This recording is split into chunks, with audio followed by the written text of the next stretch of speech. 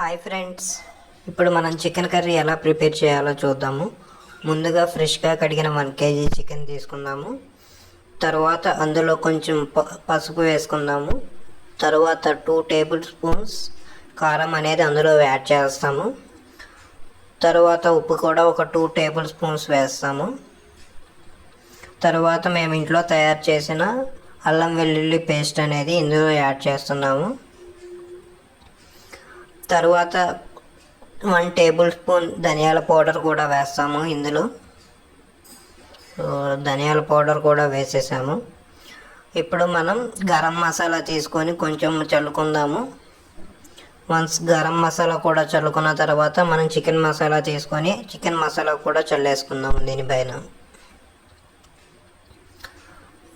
చల్లుకున్న తర్వాత ఈ చల్లిన పౌడర్తో మనం చికెన్ అనేది బాగా కలిపేసేయాలి. వన్స్ కలిపేసేసాక మనకి బాగా ఇలా కనిపిస్తుంది. తర్వాత ఒక 1/2 అవర్ నానబెట్టిన తర్వాత మనమైతే మట్టి పాత్ర తీసుకొని స్టవ్ మీద పెట్టేసి వెలిగించాము. అందులో కొంచెం నూనె వేసుకుంటాము. నూనె వేసుకున్న తర్వాత మనం కొంచెం ఆనియన్స్ కూడా యాడ్ చేద్దాము. ఆ నూనెలో ఆనియన్స్ యాడ్ చేశాక కొంచెం చిల్లీ కూడా యాడ్ చేస్తాము. ఒక 2 చిల్లీస్ కట్ చేసినవి వేసాము. తర్వాత కరివేపాకు కూడా యాడ్ చేసి ఒక 5 to 10 minutes కొంచెం మగ్గేదాకా వేయించుకోవాలి.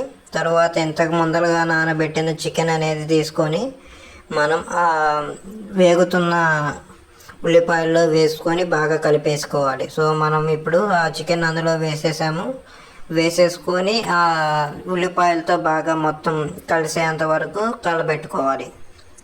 సో ఇప్పుడు కలబెడుతున్నాము మనం. వన్స్ ఈ ప్రాసెస్ అనేది కంప్లీట్ అయిన తర్వాత మనమైతే ఒక ప్లేట్ తీసేసుకొని దీనిపైన మూత పెట్టుకోవాలి. సో ఇలా కలబెట్టుకుంటాము. తర్వాత ఒక ప్లేట్ అనేది తీసుకొని దాని మీద మూత పెట్టేస్తున్నాము.